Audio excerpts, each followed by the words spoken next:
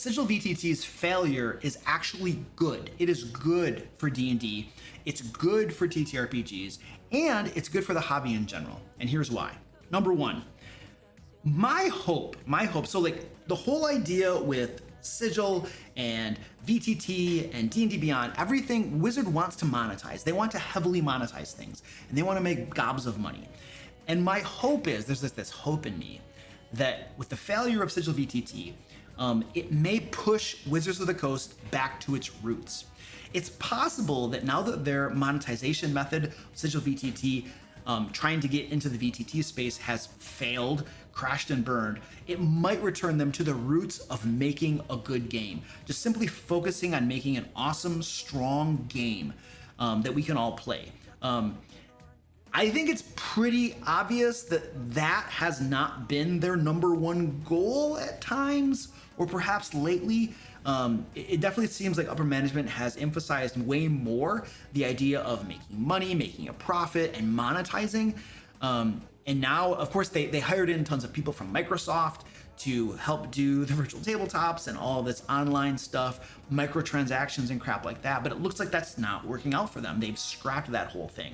So maybe we can hope, maybe that it returns to its roots of making a good game, or even maybe a better case scenario.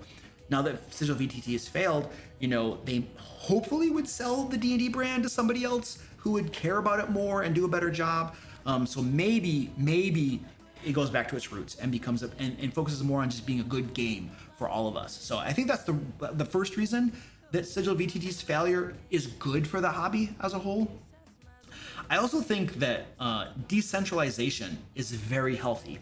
So the thing is that if you had a dominant corporate-owned VTT, the ecosystem of VTTs might not be as diverse, because I suspect that probably Wizards of the Coast's ultimate goal with Sigil VTT, even if they didn't say this, right? Even if they told us otherwise, like they really want people to be playing their VTT.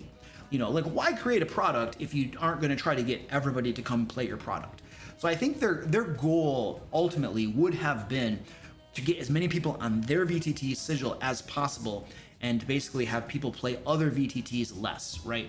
And so if they could have implemented that and gotten to a point where they were the sole VTT or one of the biggest ones, and people were leaving behind the other ones, I think what you would have found is that you would have had this basically corporate dominated VTT, and that wouldn't have been as healthy for other VTTs. And I think that I suspect their long-term goal would have probably been to do that. Like, are you going to really create your own VTT and then like not want people to use your VTT? That doesn't make sense, So decentralization is healthy overall. I know you need attention. Yeah, big boy. All right, so the third reason that I think that Sigil's failure is good for D&D, for TTRPGs, and the hobby as a whole is that it allows third-party tools to thrive. So you have these independent VTTs like Foundry, Roll20, Owlbear Rodeo, Alchemy, and all of these other ones. They have room to grow and innovate and thrive without Wizards of the Coast's steamrolling the market, basically. Like if you have Sigil VTT basically trying to become like the walled garden, collecting all the players in, and if it were to achieve the goal of becoming their unstated but must have been goal to become like the preferred place to play D&D, like if they were to able to achieve that, then what you would find is like these independent VTTs would be struggling, and they wouldn't be able to grow and innovate and do all these things that they're doing now, right? And the fourth reason is that you have when you have more innovation and less standardization, that is a good thing. This is what he does. He comes up here and prowls back and forth. Competition encourages creativity. All right, now it's not gonna work, buddy, because I'm trying to talk. And you're like super distracting, buddy. Sorry. You got it. My other cats will like go to one side and just kind of sit there and hang out, but he's like in my face, prowling back and forth. I know the kitty will get attention. That cat gets so much attention. So more innovation, less standardization is a super cool thing.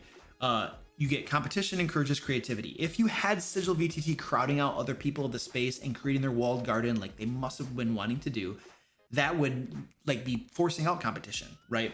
And then you're not going to get like all the cool stuff, the buffet of features, the formats and styles across all these different platforms that we currently enjoy. Like right now, I use Foundry VTT, right? But there are other things like Roll20 and stuff, and you can pretty much choose the one you want, you know, which is really cool.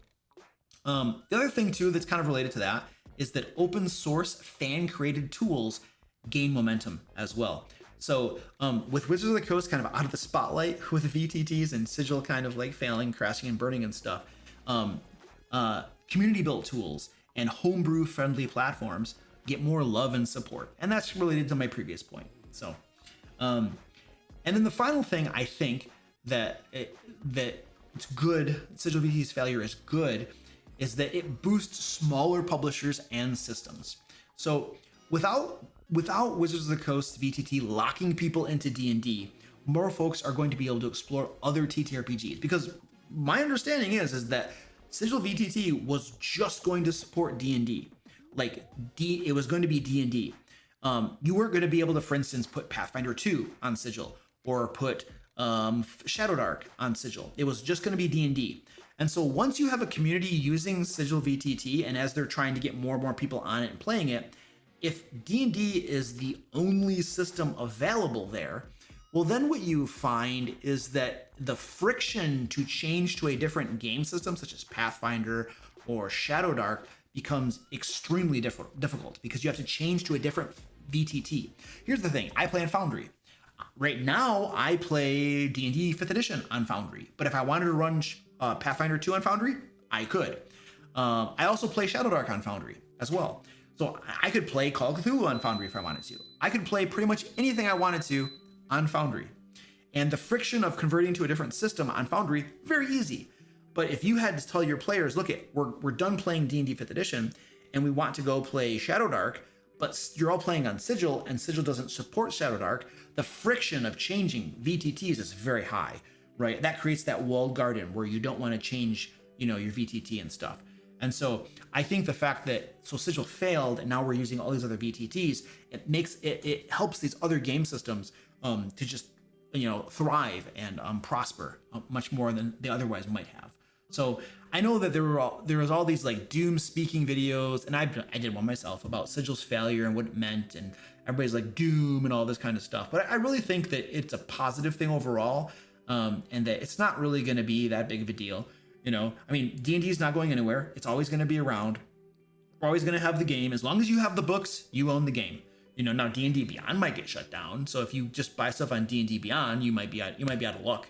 In the future, they decide to shut it down for whatever reason. But as long as you own the books, you own the game, and you're going to be able to play D&D. We have our next Kickstarter, Dungeon Drifters. Squeaky's like, I'm going to sit on the box.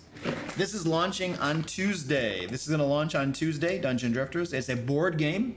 It's a dungeon delving board game, so I like to say that it's D&D adjacent because you are delving into dungeons and killing monsters and stuff like that. It's going to come with 46 of these full color acrylic standee minis. These are two of my favorite ones. There are some others that are my favorites are buried in this box, but these are the ones I dug out. There are 46 of these. Full color, beautiful, two-sided. You have gobs of dice. There's also full color playing cards that come with it. And if you back within the first 72 hours, you will get a free miniature, Vareth the Fallen Protector. It's like a fallen angel. It's really cool what the mini looks like. This is Vareth the Fallen Protector. So you get this for free if you back within the first 72 hours. And this is just like, you can click the link and it'll tell you everything about the game, like all of the information. You can see like, you can literally see like all of the different acrylic standees that you get with the game. Like there's 46 of these things. And then this will talk about the different expansions and stuff. And we have beautiful artwork. Oh, wow. The artists, we had 3 artists working on this, just doing amazing. They're credited at the bottom of this page too.